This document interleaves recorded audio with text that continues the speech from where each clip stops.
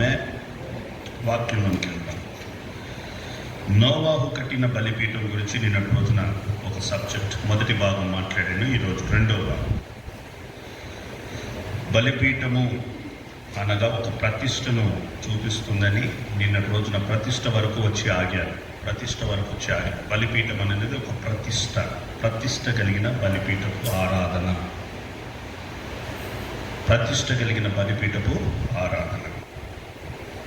దేవుడు నోవాహు జీవితంలో ఎప్పుడైతే ఓడలో నుండి నోవాతో కూడా ఉన్న సమస్తము ఓడలో నుండి బయటికి వచ్చిన మొట్టమొదటి ఆ దినమునే దేవుని కొరకు ఒక బలిపీఠము కట్టాడు. ఆదికాండం 8వ అధ్యాయం 20-21 వచనాలు మరలా ఒకసారి చదువుకుందాం. నేను అప్పుడు నోవాహు యెహోవాకు ఒక బలిపీఠము కట్టి పవిత్ర పశువులన్నిటిలోనూ పవిత్ర పక్షులన్నిటిలోనూ కొన్ని తీసుకొని ఆ బలిపీఠం, ఆ మాట నోట్ చేసుకోవాలి. ఆ బలిపీఠం ఏ బలిపీఠము? ఆ బలిపీఠం ఏ బలిపీఠము అనేది ఒక ప్రశ్నగా మీరు వేసుకోవాలి. బలిపీఠం అనేది బైబిల్లో చాలామంది కట్టారు. అన్య దేవతలు కూడా బలిపీఠాలు కట్టారు.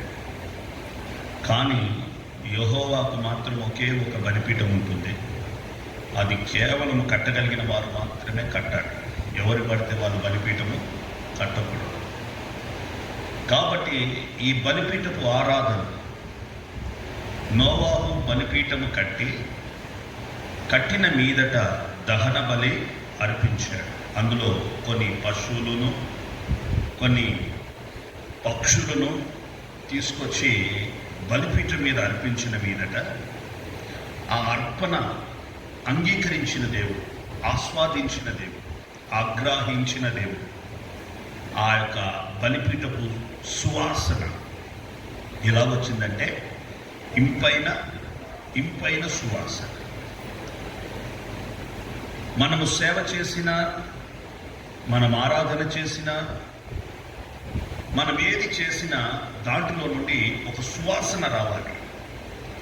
ఆ సువాసన ఇంపైన సువాసనై ఉండాలి. ఇంపైన సువాసన అన్న మాటకి ఇంగ్లీష్ డిక్షనరీ బైబిల్లో స్వీట్ స్మెల్లింగ్ అని రాయబడ్డది. ఏమని రాయబడ్డది? స్వీట్ స్మెల్లింగ్ అంటే మధురమైనది, రుచికరమైనది, తీయని ఆరాధన, తీయటి రుచి.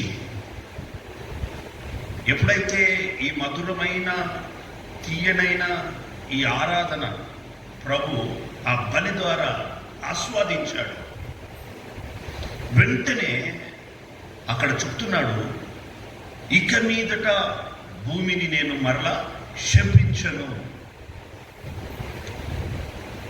ఆ యొక్క బలి ద్వారా ఆయన సంతోషపడిన తర్వాత, ఆ బలి ద్వారా ఆయన ఆనందించిన తర్వాత ఆయన మనసులో ఒక తీర్మానం చేస్తున్నాడు, ఇక మీదట నేను శపించడం మానేసి నేను ఆశీర్వదించడం ప్రారంభిస్తాను. ఆమేన్. దేవుడు శపిస్తాడా? దేవుని వలన మనం శపించబడతామా? దేవుడు నన్ను శపించడానికి కాదు, దేవుడు నన్ను మనల్ని ఆశీర్వదించడానికి తన హస్తం ఎత్తుతాడు. ఈరోజు మనం శపించబడుతున్నామంటే దానికి కారణం ఏంటంటే నీ క్రియల మూలంగా, నువ్వు చేస్తున్న పనుల మూలంగా, నువ్వు చేస్తున్న అపవిత్రత మూలంగా, అవిధేయత మూలంగా నువ్వు శపించబడుతున్నావు. దేవుడు ఆ రోజుల్లో భూమిని, నరులను, సమస్త జీవరాశులను, జలరాశులను, నేల మీద పురుగులను, జంతువులను, ఆయన పక్షులను శపించడానికి కారణం ఏంటంటే ఒక సరి అయిన క్రమము లేదు, ఒక సరి అయిన ఆరాధన లేదు, సరైన పద్ధతులు లేవు. ఎవరికి ఇష్టం వచ్చినట్టు వారు ప్రవర్తిస్తున్నారు. నోవా మాట ఎవరు వినట్లేదు. దేవుని కుమారులు నరుల కుమార్తెలను వివాహం చేసుకుంటున్నారు. ఇది క్రమము కాదురా బాబు అంటే వినరు. ఇది పద్ధతి కాదు, ఇది కాదు అంటే వినరు. వారికి ఇష్టం వచ్చిందే చేస్తారు.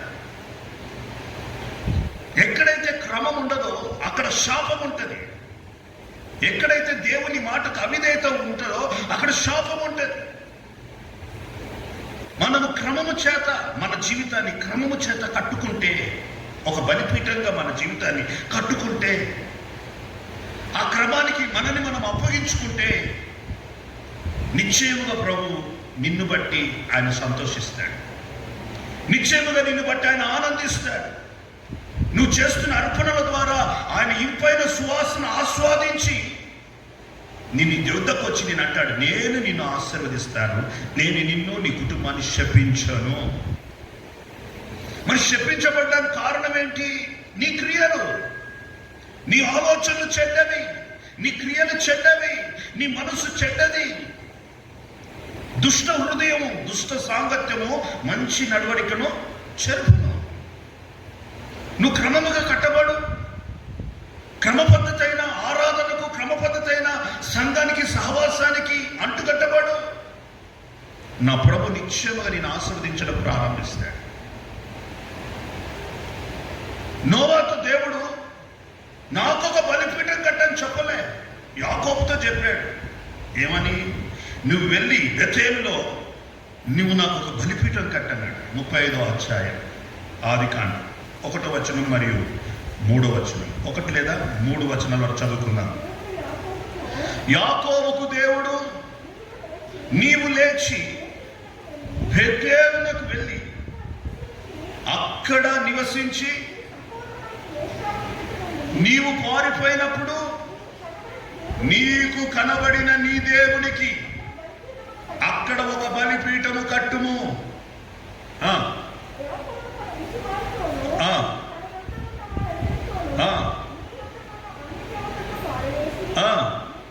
మూడో వచనం చదువు.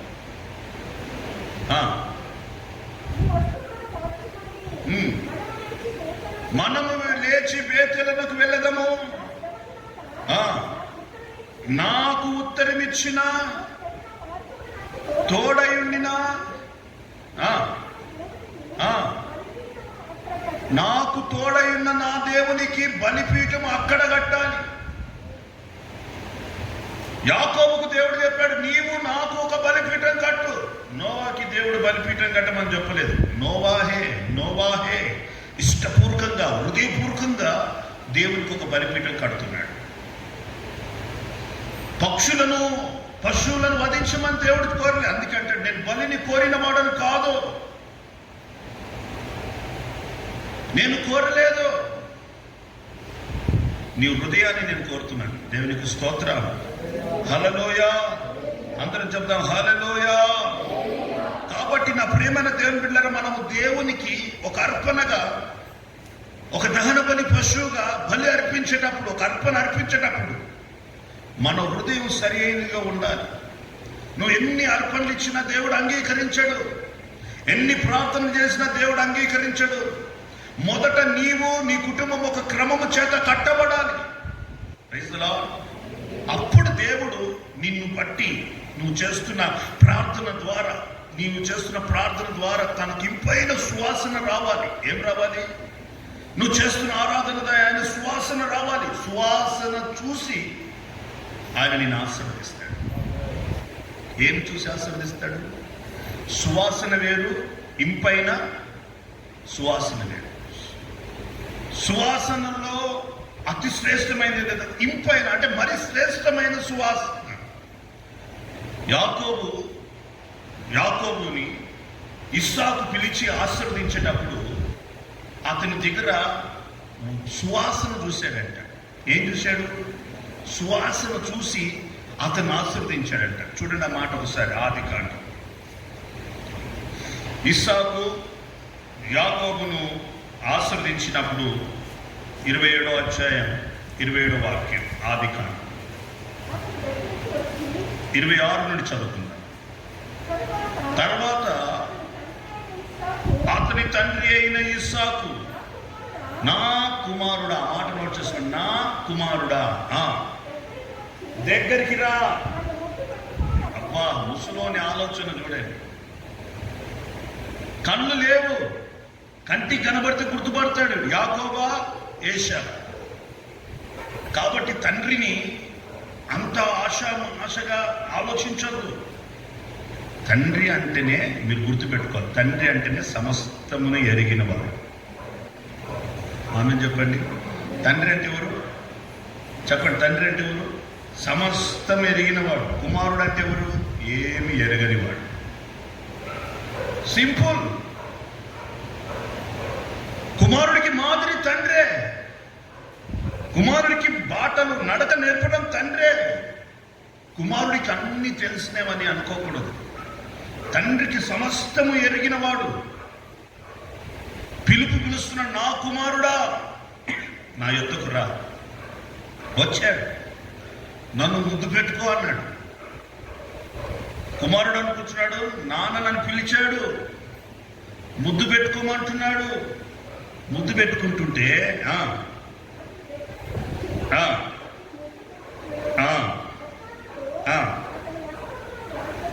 అదో చూడండి, ముసలో తెలుగు చూడండి. వాస్తవానికి వాసన చూసి యాకోబా ఏశావా ఒకటి, తడివి చూసి రెండోది ఏంది? తడివి చూసి. రెండిట్లో ఒకటి ఏంటంటే వాసన చూసి. వాస్తవానికి ముద్దు పెట్టుకోవడానికి కాదు పిలిచింది, దగ్గర రమ్మని పిలిచింది, దానికి కాదు. వాసన చూద్దాం, వీళ్ళలో ఏ వాసన వస్తుంది? దుర్వాసన వస్తుందా? తండ్రి కుమారుని ఆశీర్వదించాలంటే కుమారుడి దగ్గర ఏం చూడాలి? వాసన చూడాలి. అంటే సువాసన, సాక్షి జీవితం చూసే ఆశీర్వదించాలి.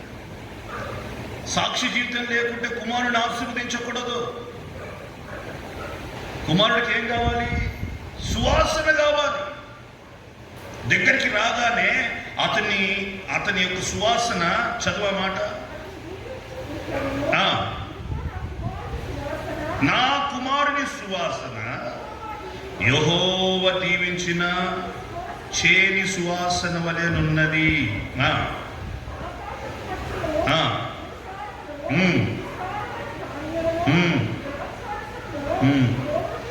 దేవుడు నీకు అనుగ్రహించును గాక. ఇది ఆశీర్వాదమైన వాగ్దానం. దేవుడు నీకు నీ సంతతికి సమస్తానికి అనుగ్రహించును గాక. దానికి ముందు ఏం చూశాడు? ఆశీర్వాదానికి ముందు నీ జీవితంలో దేవుడు చూడాల్సింది సువాసన. దాన్ని ప్రభు విషయం అంటాడు పరిమళ వాసనగా. దేవునికి అంటే ఆయన పరిమళ వాసన. దాన్ని అంటాడు స్వీట్ స్మెల్లింగ్, పరిమళ వాసన. సాక్షి జీవితం దేవుడు చూడాలి. బలిపీఠాలు చాలా మంది కడుతున్నారు, సేవ చాలా మంది చేస్తున్నారు, సేవకులను చాలా మంది చెప్పుకుంటున్నారు, సంఘాలు కడుతున్నారు, స్టేడియంలు కడుతున్నారు, రకరకాలైన పేరుకు మీరు సేవకులమని చెప్పుకున్నారు. వాస్తవానికి ఆ బలిపీఠాలు ఎలా కట్టబడుతున్నాయి? దానికంటే ఒక క్రమం ఉందా? మీకు చెప్తాను. బలిపీఠం, నోవా కట్టిన బలిపీఠం ఎలా కట్టబడ్డది, కొన్ని విషయాలు దేవుడు బలిపీఠం గురించి చెప్పిన మాటలను చెప్తాను. ద్వితీయోపదేశ కాండం, అంతకంటే ముందు నిర్గమ కాండంలోనికి వస్తాం. అంతకంటే ముందు నిర్గమ కాండం 20వ అధ్యాయం 25వ వాక్యం. బలిపీఠము కట్టు క్రమము. నీవు రాళ్ళతో బలిపీఠము చెయ్యునప్పుడు మలిచిన రాళ్ళతో కట్టొద్దు. దానికి నీ పనిముట్లు తగలొద్దు, అతి అపవిత్రము. ఇప్పుడు బలిపీఠం దేని ద్వారా అపవిత్రమవుతుంది? చెప్పాలి. బలిపీఠం దేని ద్వారా అపవిత్రమవుతుంది? మొదటిది మలిచిన రాళ్ళు, రెండు పనిముట్లు తగలడం. బలిపీఠం అపవిత్రమవడానికి కారణం, సేవ అపవిత్రమవడానికి కారణం, సేవకులు అపవిత్రమవడానికి కారణం, సంఘం అపవిత్రమవడానికి కారణం ప్రభు కోరుతున్నాడు. ఏం కోరుతున్నాడు అంటే, నీవు కట్టే బలిపీఠము రాళ్లతో కట్టాలి. బలిపీఠాలు బైబిల్లో చాలా రకాలు ఉన్నాయి, కానీ ప్రభు కోరుకున్న బలిపీఠం ఏదో తెలుసా? రాళ్లతో కట్టే బలిపీఠం. దేంతో కట్టాలండి? రాళ్లతో కట్టాలి. ఈ రాళ్లతో కట్టిన బలిపీఠాన్ని మీరు ఏలియ దగ్గరికి వెళ్తే అక్కడ చూస్తారు. మీరు ఏలియ కట్టిన బలిపీఠానికి ఎన్ని రాళ్ళు పెట్టి కట్టాడు చూడండి. రాజుల గ్రంథం 18వ అధ్యాయం 31వ వచనం 32వ వాక్యం. మొదటి రాజులు 18, 31, 32. త్వరగా.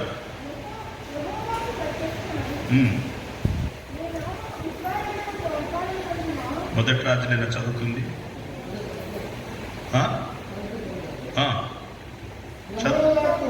నువ్వు చదువు ఆగి చదువుతున్నాను, కొంచెం కంటిన్యూషన్ చదువు.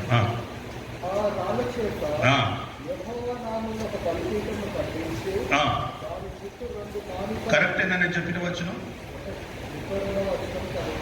31 నేను 32 చెప్పాను. 31, 32 చెప్పాను. 31 చదవండి. యెహోవా అతనికి ప్రత్యక్షమై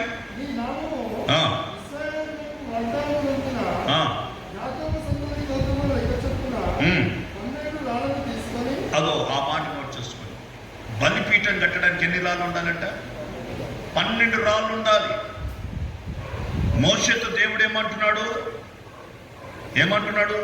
నీవు నాకు బలిపీఠం కట్టినప్పుడు రాళ్లతో కట్టాలి.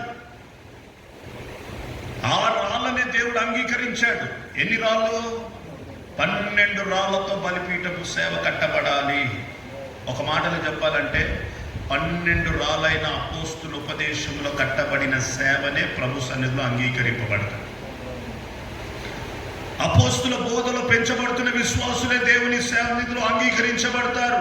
వారి ద్వారానైనా వారి యొక్క సువాసన ద్వారానైనా ఆగ్రహించి సంతోషిస్తాడు.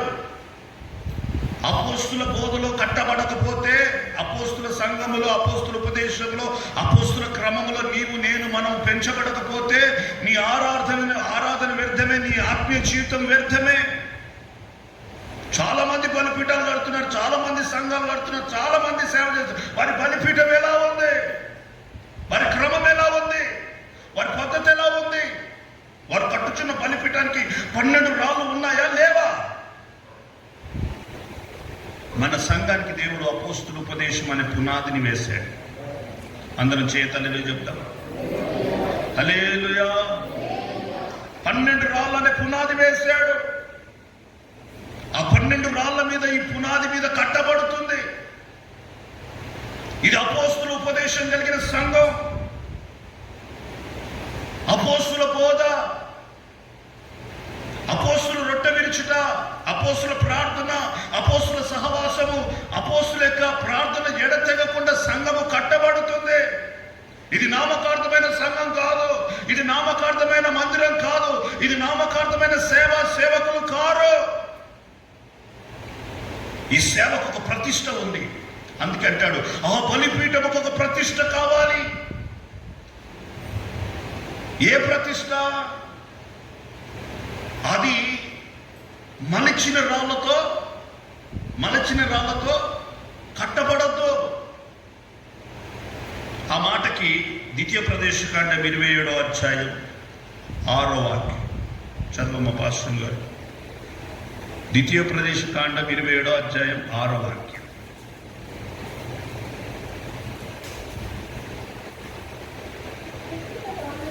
అమ్మా చెక్కని రాళ్ళతో నీ దేవుడైన యెహోవాకు బలిపీఠము కట్టి దాని మీద దేవుడైన యెహోవాకు దాని మీదనే అర్పించాలి. దేని మీద చెప్పాలి? బలిపీఠం మీద కాదు. ఏ రాళ్ళతో కట్టబడిన బలిపీఠం అది? చెక్కద్దు, రాళ్ళను చెక్కొద్దు. రాళ్ళను చెక్తే తెలుసా అండి? రాళ్ళను చెక్కడం చూశారా? ఇప్పుడు ఉదాహరణకి బేస్మెంట్కి రాళ్ళు కావాలనుకోండి, బేస్మెంట్కి మనకు రాళ్ళు కావాలనుకోండి, రాళ్ళు ఏ షేప్ ఉంటాయి మేస్త్రి? 4 మూలల షేప్లో చెక్కుతారా లేదా? చెక్కని రాళ్ళంటే అర్థమైంది. చెక్కని రాళ్ళంటే ఎలా రాయి ఉన్నదో ఆ రాయిని అలాగే తీసుకొచ్చి కట్టాలి. దేవునికి స్తోత్రం చెప్తాం. ఒక మాటలో చెప్పాలంటే ఇంగ్లీష్ బైబిల్ ఏమని రాయబడ్డది? Old stone. అంటే దాని డిక్షనరీలో చూస్తే ఏమన్నా తెలుసా? సంపూర్ణమైన రాయి. సంపూర్ణమైన రాయి అంటే ఒక మాటలో చెప్పాలంటే సంపూర్ణ సమర్పణ కలిగిన సేవకుల మీద కట్టబడాలి విశ్వాసం. సంపూర్ణంగా దేవుని సేవకు సమర్పించుకోవాలి. బలిపీఠం క్రమంలో రెండవది ఏంటో తెలుసండి? సంపూర్ణ సేవ. పార్ట్ టైం బిజినెస్లు కాదు, పార్ట్ టైం వ్యాపారాలు కాదు, సైడ్ ఉద్యోగాలు కాదు. ప్రభు కోరుకుంటున్న బలిపీఠపు ఆరాధన, సేవకుడు ఆరాధన, సంఘం ఎలా ఉండాలో తెలుసా? అది సంపూర్ణమైన సంఘం, సేవకు సమర్పించుకొని ప్రాణార్పణగా పోయబడాలి. Praise the Lord. అందుకే దానికి లింక్ ఒక మాట అంటాడు, దానికి పనిముట్లు తగలకూడదు. ఇంగ్లీష్ బైబిల్లో ఒక చక్కని మాట రాయబడ్డది.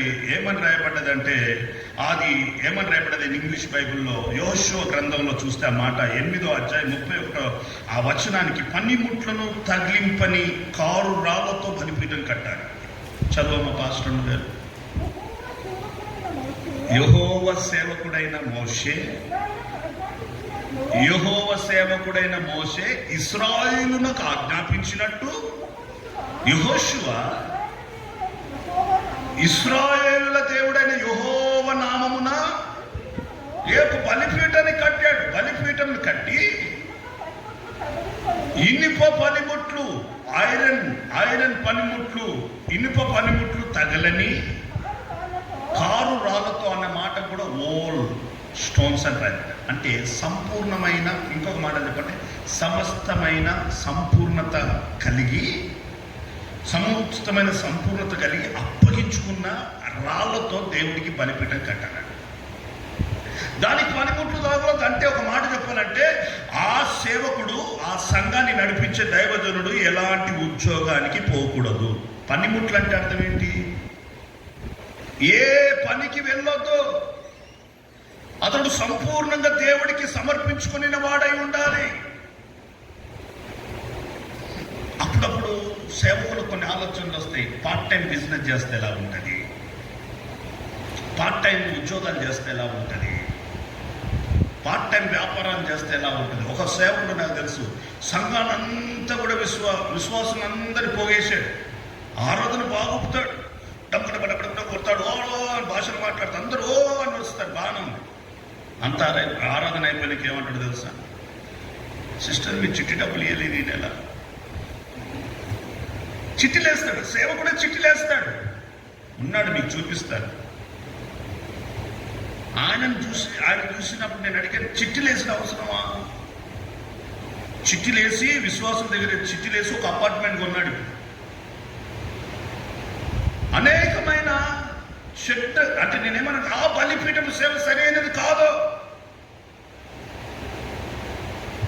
నాకు కూడా అప్పుడప్పుడు చాలా మంది ఇక్కడ ప్లాట్ల వ్యాపారం చేస్తే నాకు కూడా అనిపించదు, ఒక 10 ప్లాట్లు కొనుక్కొని 1,00,000 కొని 10 లక్షలకు అమ్మింటే నేను కూడా సేటన్ అవుతుంటే కదా అనిపిస్తుంది.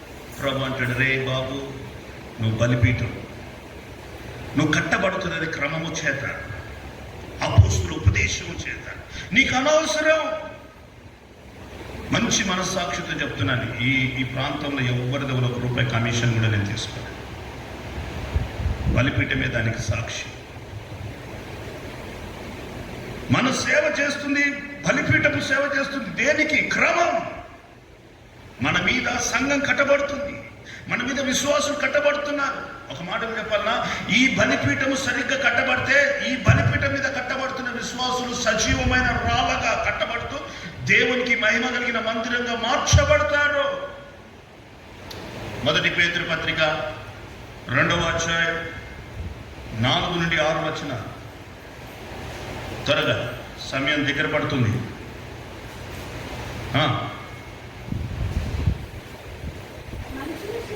మనుషుల చేత విసర్జింపబడిన రాయి. ఈ రాళ్ళు ఏ రాళ్ళండి? ఈ 12 రాళ్ళు. ఈ 12 రాళ్ళు ఏ రాళ్ళు? మనుషుల చేత విసర్జింపబడిన రాళ్ళు. దేవుని దృష్టికి ఏర్పరచబడిన రాళ్ళు, అమూల్యమైన రాళ్ళు, సజీవమైన రాళ్ళు. ప్రభు యొద్దకు వచ్చిన అపోస్తులు 12 రాళ్ళు వచ్చారు. యేసుక్రీస్తు ద్వారా దేవునికి అనుకూలమైన ఆత్మ సంబంధమైన బలులు అర్పించుటతో పరిశుద్ధ యాజకులుగా ఉండునట్లు సజీవమైన, మీరు అంటే ఎవరు? ఇందాక యేసు యొద్దకు వచ్చింది 12 రాళ్ళు. మీరంటే ఎవరు? విశ్వాసులు. మీరు కూడా సజీవమైన రాళ్ళ వల్లే ఆ మాట నోట్ చేసుకోండి, ఆత్మ సంబంధమైన మందిరముగా. చెప్పండి కొడదాం హల్లెలూయా. ఆత్మ సంబంధమైన మందిరంగా నీవు నేను మనం కట్టబడాలి. మీకంటే ముందుగా ప్రభు యొద్దకు వచ్చిన 12 రాళ్ళు ఉన్నాయి. ప్రభు అయిన యేసుక్రీస్తే ముఖ్యమైన మూలరాయి. అపోస్తులు ప్రవక్తలు వేసిన పునాది మీద మీరు చక్కగా అమర్చబడి కట్టబడుతున్నారు. ఎఫెసీయులకు రాసిన పత్రిక 5వ అధ్యాయం 27వ వాక్యం అనుకుంటా. 27వ వాక్యమేనమ్మా. అపోస్తులను ప్రవక్తలను వేసిన పునాది మీద క్రీస్తు యేసే ముఖ్యమైన మూలరాయి, మెయిన్ కార్నర్ స్టోన్. బలిపీఠానికి ముఖ్యమైన మూలరాయి ప్రభు అయిన యేసుక్రీస్తే. ఆయన మీద కట్టబడిన వారు అపోస్తులు. 12 రాళ్ళు.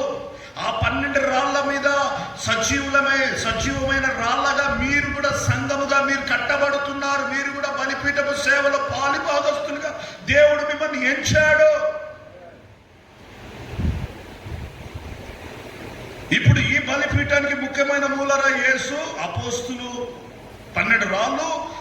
వారి మీద సంఘముగా అమర్చబడి కట్టబడుతున్న విశ్వాసులైన మీరు కూడా సజీవమైన రాళ్ళే. మీరు కూడా అమూల్యమైన రాళ్ళే. ఇప్పుడు మనందరి మీద బలిపీఠం యొక్క ఆరాధన జరుగుట ద్వారా మన ప్రభువు దేవుడు ఆ ఆరాధనను ఆస్వాదించి ఇంపైన సువాసనగా దాన్ని ఆగ్రహించి శాపమును కొట్టివేసి ఆశీర్వదించడానికి ప్రభు తన హస్తమెత్తనై ఉన్నాడు. పనిముట్లు తగలద్దు. మీరు కొంతమంది నాకు అప్పుడప్పుడు దశంభాగాలు ఎగ్గొట్టడం ప్రారంభిస్తారండి. అప్పుడప్పుడు అనిపిస్తుంది వీళ్ళకి దశంభాగా ఎగ్గొడుతున్న వీళ్ళని ఊరికే దశంభాగాల గురించి అడిగినంటే నేను ఒక కూలి పనో మేస్త్రి పనో లేకపోతే ఒక కలెక్టర్ పనో చూసుకుంటే అయిపోతుంది కదా. చిన్న పని నుండి అప్పుడప్పుడు అనిపిస్తుంది ఇలాంటి ఏదో ఒక పని చేసుకొని బతికితే బాగుంటుందిగా. ప్రభు అంటున్నాడు, నీ మీద పనిముట్టు తగలొద్దు. ఏ పనిముట్టు నీకు తగలొద్దు. పనిముట్టు తగులు ప్రతి సేవకుడు, ప్రతి సంఘము, ప్రతి పరిచర్య, ప్రతి బలిపీఠం అపవిత్రమవుతుంది. ఆ సంఘము ద్వారా, సేవకుని ద్వారా, ఆ సంఘ విశ్వాసం ద్వారా నేను సంతోషించను, ఆనందించను, వారిని ఆశీర్వదించను. ప్రభు మనల్ని ఆశీర్వదించాలంటే మనకేం తగలొద్దంట? మన సంఘానికి, మన సేవకు, బలిపీఠానికి ఏం తగలొద్దు? ఏం తగలొద్దు చెప్పండి? పనిముట్లు తగలొద్దు. సంపూర్ణమైన సేవకులుగా అప్పగించుకోవాలి. ఇంకొక మాట చెప్పాలన్నా, ఆ మాట చెప్తాను, చదవండి. ఆ మాట కూడా చెప్తాను, దయచేసి చదవండి. ఇందాక యెహోషువ మీరు చదివారు కదా 8:31లో. ఇంగ్లీష్ బైబిల్ ఏమని ఉంది తెలుసా? ఏ మనుషుని చేత ఉపయోగింపబడని రాయి. పనిముట్టు అంటే అర్థమైంది? ఏ మనుషుని ఎదుట పని చెయ్యని రాయి. ఏ పని ఏ యజమానుని చేతి కింద చేయకుండా కేవలం యేసయ్యకే సమర్పించుకున్న రాయి. ఇంకొక మాట, అది పవిత్రమవుతుంది. అట్టి బలిపీఠానికి తగిలిన ప్రతి విశ్వాసి, ప్రతి కుటుంబం పరిశుద్ధపరచబడతారు. చదువుకుందాం ఆ మాట. అమ్మా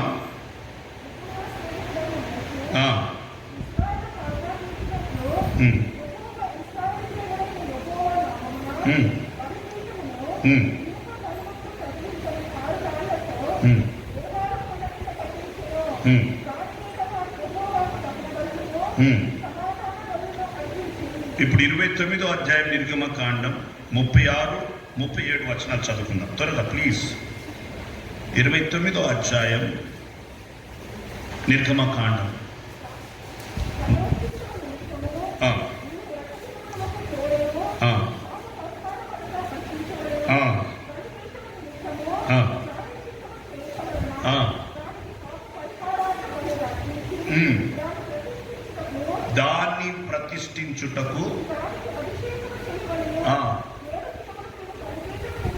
ఆ, ఆ, ఆ. ఆ బలిపీఠం అతి పరిశుద్ధమైన పరిచర్యగా సేవగా ఉండును. ఆ బలిపీఠముకు తగిలిన ప్రతి విశ్వాసి కుటుంబము పరిశుద్ధపరచబడును. ఆ బలిపీఠం మీద కట్టబడుతున్న ప్రతి కుటుంబాన్ని ప్రభు అంగీకరిస్తాడు. అట్టి సేవలో పాలుభాగస్తులని మనందరినీ ప్రభు నిత్యముగా పరిశుద్ధపరుస్తాడు, మిమ్మల్ని ప్రతిష్ఠిస్తాడు. Praise the Lord. ప్రతిష్ఠితమవుతాయి. ఎందుకు తెలుసా? మీరు కట్టబడుతున్నది ప్రతిష్ఠితమైన బలిపీఠం మీద. ఒక ప్రతిష్ఠ ఉండాలి. అందుకే నేను చెప్పాను, బలిపీఠం అంటే ఏంటంట? ప్రతిష్ట. అందుకే ఒక మాట, సేవకునికి ఒక ప్రతిష్ట. సేవకుడు ప్రతిష్టలో ఎప్పుడైతే దిగి ఒక్క అడుగు ముందుకు వేసి జారిపోయాడో సంఘం అంతా కూలిపోతుంది. నాకు కూడా అనేక ఆలోచనలు వచ్చాయని చెప్పానుగా. నేను ఒక్క తీర్మానం తీసుకొని అడుగు పెట్టినదే మీరందరూ పతనమైపోతారు. ప్రభు మిమ్మల్ని, నాతో పాటు మీరు కూడా నరకానికి, నిత్య నరకానికి సిద్ధమవుతారు. ఒక మాటలు చెప్పాలంటే, నూతన యెరూషలేముగా పెళ్లి కుమార్తె సంఘంగా మీరు కట్టబడరు. కట్టబడేదానంటే మొట్టమొదట మన సేవ, బలిపీఠపు సేవ అతి పరిశుద్ధమైన సేవగా మారాలి. ఒక ప్రతిష్ఠ ఉండాలి. దాన్ని ప్రతిష్ఠించు. 2 మాటలతో మీకు చెప్తాను. ఒకటి దాని మీద రక్తము ద్వారా, బలి పశువు రక్తము ద్వారా ప్రతిష్ఠించాలి. ఇదే 36, 37లో మీరు చదువుకునండి. ఆ అధ్యాయం చదువుకోండి. ప్రతిష్ఠించాలి. రెండవది చూడండి, 29వ అధ్యాయం 36 వాక్యం చదవండి. దానికి అభిషేకము చేయము. 29, 36.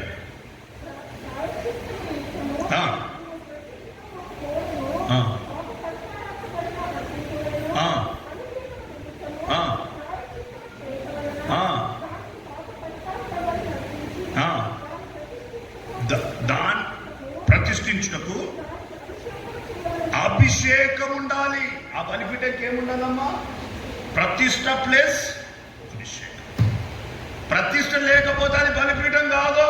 అందుకే ప్రభువైన యేసుక్రీస్తు అంటాడు, తండ్రి నన్ను నేను నీకు ప్రతిష్ఠించుకొనుచున్నాను. చదవండి యోహాను సువార్త.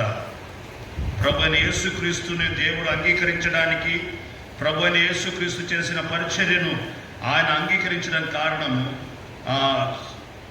17వ అధ్యాయం 19వ వాక్యం. సత్యమందు నన్ను నేను ప్రతిష్ఠ చేయుము. ఆ మాట అంటాడు, నన్ను ప్రతిష్ఠించుము.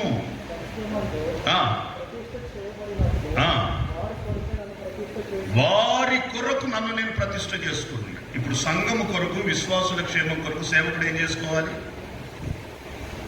ప్రతిష్ఠ చేసుకుంటే, సేవకుడు ప్రతిష్ఠ చేసుకుంటే విశ్వాసులు ప్రతిష్టలో నిలబడతారు. ఏంటండి? సేవకుడికి ప్రతిష్ఠ లేదండి. వస్త్రంలో ప్రతిష్ఠ లేదు, శరీరంలో ప్రతిష్ఠ లేదు, చూపులో ప్రతిష్ఠ లేదు, మాటల్లో ప్రతిష్ఠ లేదు. ఎప్పుడైనా నేను జీన్స్ ప్యాంట్ లేదని చూసిరా? బ్యాగీ ప్యాంట్ లేదని చూసిరా? ఇంటూ చెప్తున్నానండి, ఒక ప్రతిష్ట.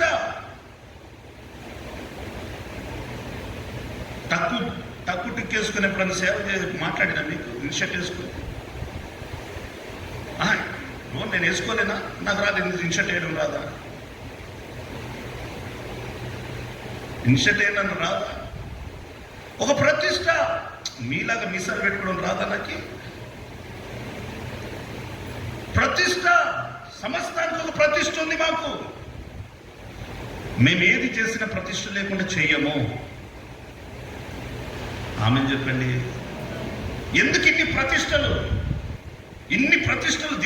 దినదినము ఆహారము, కాడికేని, వింటున్నాండి, ఆహారం కాడికేని, మాకు చిన్న చిన్న వస్తువులు కొనే కాడికేని, వేసుకునే కాడికేని, తినే కాడికేని, వాడే వస్తువుల కాడికేని మాకు ప్రతి దినం అందుకే అంటున్నాడు ఆ ప్రతిష్ట ఎలా ఉండాలి తెలుసా? ప్రతి దినము ఉదయము సాయంత్రం ఒక కోడెను 7 రోజులు అర్పించాలంట. ఇందాక మీరు చదివారు కదండి, ప్రాయశ్చిత్తం నిమిత్తం ఎన్ని రోజులంట? 7 రోజులు. 7 అసలు వారానికి ఎన్ని రోజులు చెప్పండి? వారానికి ఎన్ని రోజులు? ఇప్పుడు 7 రోజులు అయినాక మళ్ళీ ఏమొస్తుంది? మళ్ళా సేమ్ రిపీట్ 7 రోజులు. అవునా కదా? వారానికి ఎన్ని రోజులమ్మా? 7 రోజులు రిపీట్ అవుతూనే ఉంటుందా లేదా? అంటే అర్థం ఏంటి? ఉదయము వధింపబడాలి, సాయంత్రము దాని కారణం ఏంటి? సేవకుడు తాను చేసిన పరిచర్యలో నేను ప్రతిష్టలో ఉన్నానా లేనా అని సరి చూసుకొని ప్రతి దినం ఉదయకాలం ప్రతిష్ట, సాయంకాలం ప్రతిష్ట, వధించుట.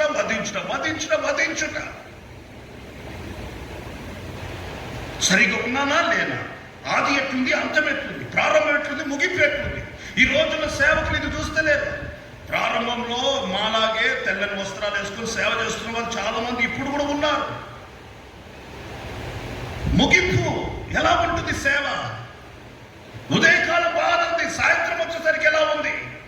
అందుకే నోవాతో దేవుడు అంటున్నాడు, రాత్రి పగలు, భూమి ఉన్నంత వరకు, ఆకాశం కింద భూమి ఉన్నంత వరకు, పగలున్నంత వరకు, రాత్రి ఉన్నంత వరకు దేవుడు చూస్తున్న ప్రతి కాలంలో ఒక ప్రతిష్టను దేవుడు కోరుతున్నాడు. ఆ మాట చదవండి. ఆ మాట, భూమి నిలిచి ఉన్నంత కాలము, వేద కాలము, కోత కాలము, శీతోష్ణ కాలంలో, కాలాలన్నిటిలో రాత్రి పగలును ఉండక మానవని. ఉండక మానవ్ అంటే అర్థం ఏంటి? ఈ కాలాలన్నిటిలో ఇట్టి ప్రతిష్టకరమైన సేవ ఉంటుంది అని దేవుడు అనుకొని ఆశీర్వదిస్తున్నాడు. రాత్రిలో నువ్వు అదే ప్రతిష్టలు ఉండాలి, పగల్లో నువ్వు అదే ప్రతిష్టలు ఉండాలి, వేద కాలములో అదే ప్రతిష్టలు ఉండాలి, కోత కాలములో అదే ప్రతిష్ట తప్పావా బలిపీఠం పడిపోతుంది. ఆ బలిపీఠం మీదనే సజీవమైన రాళ్ళగా మీరు కట్టబడుచున్నారు. ఒక మాటలు చెప్పినట్టు ఆత్మ సంబంధమైన మందిరముగా మీరు కట్టబడుతున్నారు. నామకార్థ సేవలు ఎన్నో ఉన్నాయి, సేవకులు ఎంతో, వాళ్ళకి అసలు ఏంది క్రమం లేదు, కడుతున్నారు బలిపీఠాలు. రూబేనీయులు, గాదీయులు, మనష్షే అర్ధగోత్రపు వాళ్ళు కూడా ఒక బలిపీఠం కట్టారంట. యెహోవాకు ఒకటే బలిపీఠం ఉండాలి, మన సహవాసం ఒకటే ఉండాలి. నువ్వు వేరే ఒక బలిపీఠం ఎలా కడతావు? ఫినెహాసును పంపించారు, వెళ్ళు, మంచి మర్యాదగా రూబేనీయులకు, గాదీయులకు, మనష్షే అర్ధగోత్రపు వారికి దగ్గరికి వెళ్ళి 10 గోత్రపు పెద్దలను, ప్రధానులను తీసుకొని వెళ్ళాడు ఫినెహాసు. అడుగుతున్నాడు, యెహోవాకు బలిపీఠం కట్టేది లేవీయులు, యెహోవాకు బలిపీఠం దగ్గర సేవ చేసేది లేవీయులు, యెహోవా మందిరంలో బలిపీఠపు పరిచర్య లేవీయులకు అప్పగించబడ్డది. రూబేను, నువ్వెలా కడతావు? మనష్షే, నీకు బలిపీఠం కట్టే అధికారం ఎవరిచ్చారు? బలిపీఠం పరిచర్య గాదు, నువ్వు ఎలా చేయగలుగుతావు? మీకు ఎవరిచ్చారు? మీకు ముగ్గురు, మీరు ఒక కమిటీగా కూడుకొని మీరు ఒక బలిపీఠం కట్టడానికి మీకు అధికారం ఎవరిచ్చారు? ఇదిగో 10 గోత్రంలో వారు మీ మీదికి యుద్ధానికి రావడానికి సిద్ధంగా ఉన్నారు. ఎవడు పడితే వాడు బలిపీఠం కట్టొద్దు, ఎక్కడ పడితే అక్కడ బలిపీఠం కట్టొద్దు, దానికంటూ ఒక ప్రతిష్ట ఉంది. వాళ్ళు అన్నారయ్యా, బలిపీఠం మీద మేము దహన బలులు అర్పించడానికి కట్టలేదు, నైవేద్యాలు అర్పించడానికి కట్టలేదు, మేమేదో బలిపీఠం కట్టాము. మన పితరుల యొక్క ఆకారం చొప్పున ఏదో ఒక రాళ్లతో ఏదో ఒక బలిపీఠం కట్టుకొని దాన్ని ఒక సాక్షి కుప్పగానే పెట్టుకున్నాం, కానీ దాని మీద బలులు అర్పించడానికి మాకు అధికారం లేదు, దాని మీద నైవేద్యాలు అర్పించడానికి మాకు అధికారం. మొట్టమొదటి చెప్పాలంటే వారు బలిపీఠం కట్టాలన్న ఆలోచన వారికి రావద్దు. నేను ఆడు ఉండింటే ఫినెహాస్ స్థలం అసలు నీకు ఆలోచన ఎట్లా వచ్చిందిరా, నీకు బలిపీఠం కట్టే ఆలోచన అడిగాడు. కట్టేది కూడా వాళ్ళ వంతు కాదు, లేవీలో వంతు అది. మనుషులు అనుకున్నారంట వీళ్ళంతా ఒకటైపోతారు, మనమంతా ఒకటైపోతాం, మనని రాబో దినాల్లో మనకు వాళ్ళ మధ్యలో యోర్దాన్ ఉంది, యోర్దాన్ వాళ్ళకు 10 గోత్రాలు అట్ట అయిపోయినాయి, మనం ఇటు అయిపోయినాం. వాళ్ళు మన మీదికి మర్చిపోయి మనని వేరు చేసేసి మనం మర్చిపోతారేమో. వాళ్ళకు బలిపీఠం కట్టుకొని అక్కడ ఉన్నారు కాబట్టి, యోర్దాన్ యువతలో మనం ఉన్నాం కాబట్టి మనందరం కలిసి ఒక బలిపీఠం కట్టుకున్నామని ఈ 3 గుంపుల వాళ్ళు. అసలు మీకు ఎట్లా వచ్చింది? మీరు బలిపీఠం పరిచయం మీద ఎవరు పడితే వారు ఎక్కడ పడితే అక్కడ బలిపీఠాలు కట్టి సేవలు చేయకూడదు. అది క్రమము కాదు. దాన్ని కట్టగలిగిన వారు, దాని మీద బలి అర్పించగలిగిన వారు, దానికి తగిన ప్రతిష్ట కలిగిన వారు, దేవుడు నియమించిన అపోస్తుల పరిచర్య ఉన్నది, వారు మాత్రమే అది చేయాలి. ఎవరు పడితే అది చేస్తే అది దేవుడు అంగీకరించడు. నడుస్తుంది కొంతకాలం బలిపీఠ పరిచయం, బలులు అర్పిస్తారు, ఆరాధన జరుపుతారు, ఊపుతారు, కానీ ప్రతిష్ట ఉందా? దాని మీదనంట తైలముతో కూడా, అదే 29, 21 చదువుకొని ముగించారు. నిర్గమకాండ 29, 21 త్వరగా.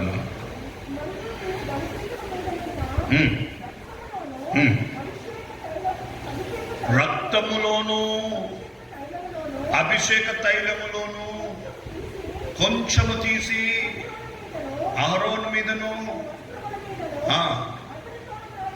మరల చదువు మా మాట ఒకసారి స్టార్టింగ్. బలిపీఠం మీద ఏముందమ్మా? రక్తం ఉన్నది, బలిపీఠం మీద అభిషేకం ఉన్నది. దేవునికి స్తోత్రం చెప్దామా? యేసయ్య సేవలో, బలిపీఠపు సేవలో ఏముండాలి? యేసు రక్తం అనే పదము, ఆ యొక్క నామస్మరణ, ఆ రక్త ప్రోక్షణ ఉండాలి. రెండవది పరిశుద్ధాత్మ అభిషేకం ఉండాలి. బలిపీఠము ఇది అభిషేకించబడిన బలిపీఠం అనడానికి, దేవుడు దీన్ని అంగీకరించిన బలిపీఠం, సేవ దీన్ని అంగీకరించబడడానికి అనడం కారణము ఈ 2 ఉండాలి. అట్టి బలిపీఠం మీదనే దేవుడు తన బలిని అర్పణను అంగీకరిస్తాడు. ఏదో బలిపీఠం కడుతున్నాను, ఏదో యేసు రక్తంతో కడిగాను, అభిషేకం లేకపోతే బలిపీఠం పోయినట్టే. 2 ఉండాలి. అక్కడేముంది? రక్తముతోనూ తైలాభిషేకముతోనూ దాని మీద ప్రోక్షించాలి. ఆ బలిపీఠం మీద నుండి, బలిపీఠం నుండి తీయబడిన రక్తము, తైలాన్ని ఎవరి మీద ప్రోక్షించాలి? అహరోను మీద, అతని వస్త్రముల మీద, అతని కుమారుల మీద.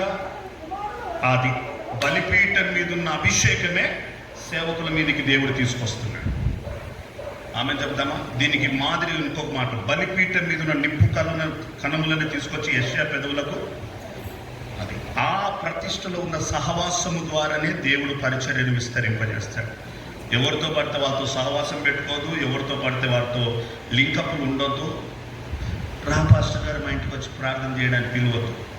ప్రతిష్ఠింపబడిన దైవ సేవకులే మన గుడారంలో అడుగు పెట్టాలి. ఎవరితో పడితే వాళ్ళతో లింకప్లు పెట్టుకొని మీరు వారి మీద అభిషేకం ఉందా, వారి మీద దేవుని రక్త ప్రోక్షణ ఉందా, వారి ప్రతిష్టలో ఉన్నారా లేరా చూసుకోండి. ఎవరు పడితే వారు కాదు. ఇది మీకు చెప్తున్నాను. యెహోషువ గ్రంథం 22వ అధ్యాయం 10 మొత్తం చదువుకోనండి. 19వ వాక్యం కూడా చదవండి.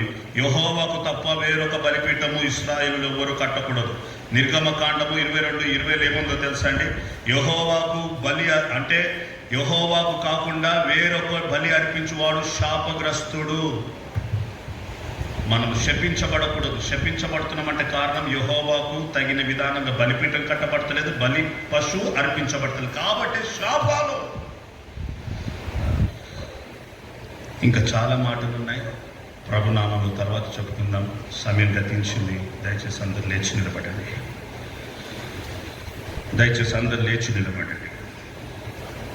బలిపీఠము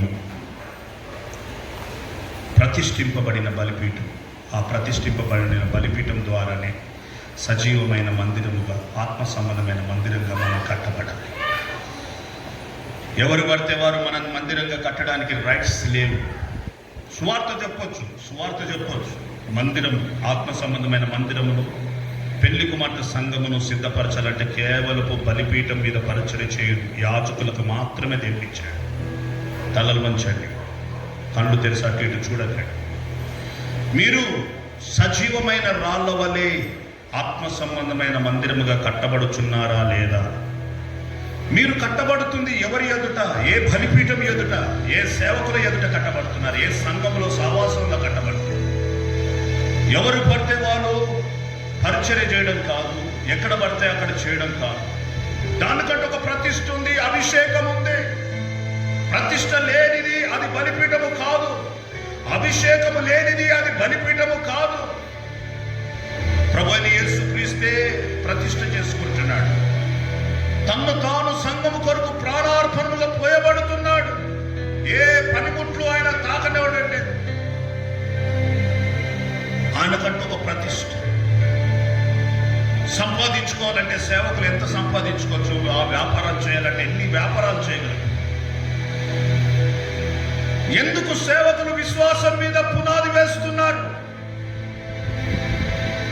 విశ్వాసులు ఆత్మ సంబంధమైన మందిరముగా కట్టబడాలి. ఆ బలిపీఠపు ఆరాధన ప్రభు ఆస్వాదించాలి, ఆగ్రహించాలి. ఆ బలిపీఠం మీద వస్తున్న ఆ ఇంపైన సువాసన ద్వారా శాపాలు కొట్టబడాలి. ప్రభు హస్తమెత్తి మిమ్మల్ని, మీ కుటుంబాలను ఆయన ఆశీర్వదించాలి. భూమి ఉన్నంత వరకు, ఆకాశం ఉన్నంత వరకు, సూర్యచంద్ర నక్షత్రాలు ఉన్నంత వరకు, వేదకాలము, కోతకాలము, శీతకాలము, శీతోష్ణ కాలము, వేసవి కాలాలు, వర్షకాలాలు, రాత్రి పగలు ఉన్నంత కాలము నేను నిన్ను ఆశీర్వదిస్తాను. నువ్వు క్రమముగా కట్టబడు, బలిపీఠముగా కట్టబడు. నేను ఆగ్రహించు, సంతోషించు, నేను సమాధానపరచబడు, నేను ఆనందించే ఒక బలిపీఠముగా నీవు, నీ కుటుంబము సంఘములో కట్టబడాలి. అది అపోస్తుల ఉపదేశం 12 రాళ్ల మీద కట్టబడాలి. ఉపదేశ క్రమము లేని సంఘాలు కాదు. ఉపదేశ క్రమము తెలవని సేవకులు కాదు. ఉపదేశ క్రమములో సేవకుడు కట్టబడుతున్నాడా? ఆ అపోస్తుల ఉపదేశ క్రమము ప్రకారముగా సేవకుడు సంఘాన్ని ఆత్మ సంబంధమైన మందిరముగా ప్రభు రాకడ వరకు సిద్ధపరుస్తున్నాడా? సేవకులు అనుకుంటే ఉద్యోగాలు చేయలేరా? సేవకులు అనుకుంటే వ్యాపారాలు చేయలేరా? సేవకులు అనుకుంటే రాజకీయాల్లో వెళ్ళలేరా? సేవకులు అనుకుంటే డాక్టర్లు, ఇంజనీర్లు, కలెక్టర్లు కాలేరా? ఎందుకు సేవకులు తమ్మును తాము ప్రతిష్ఠించుకుంటున్నారు? మేము దేవునికి సజీవమైన రాళ్ళగా ప్రభు యొద్దకు మేము మలచబడి ఆయనకు అప్పగించుకొని మా మీద సంఘముగా సజీవమైన రాళ్ళగా సంఘము కట్టబడాలి, ఆత్మ సంబంధమైన మందిరముగా. ఎందుకు సేవకులు ప్రతిష్ఠ? ప్రభు కోరుతున్నాడు బలిపీఠం పరిచర్య. నోవా దగ్గర కోరాడు. నోవా చేసిన బలిపీఠం సేవలు దేవుడు అంగీకరించాడు. నీ సేవను దేవుడు అంగీకరిస్తున్నాడా? నీ సంఘాన్ని దేవుడు అంగీకరిస్తున్నాడా? నీ విశ్వాసులను దేవుడు అంగీకరిస్తున్నాడా? లేకపోతే నీ వ్యక్తిగత జీవితం? విశ్వాసులారా, మిమ్మల్ని దేవుడు అంగీకరించాలంటే మీరు ఆత్మ సంబంధమైన మందిరముగా కట్టాలా అన్న దర్శనము కలిగిన సేవకుల మీద మీరు కట్టబడాలి. నామకార్థపు సేవకుల దగ్గర కాదు, నామకార్థమైన సంఘాల దగ్గర కాదు, నామకార్థమైన బోధల దగ్గర కాదు. ఆత్మ సంబంధమైన ఒక దర్శనం ఉంది. అది బలిపీఠము గురించిన ఒక దర్శనం, ఆత్మ సంబంధమైన బలిపీఠం గురించిన దర్శనం. అట్టి కృపల దేవుడు మనందరినీ ఆయన కట్టునుగాక.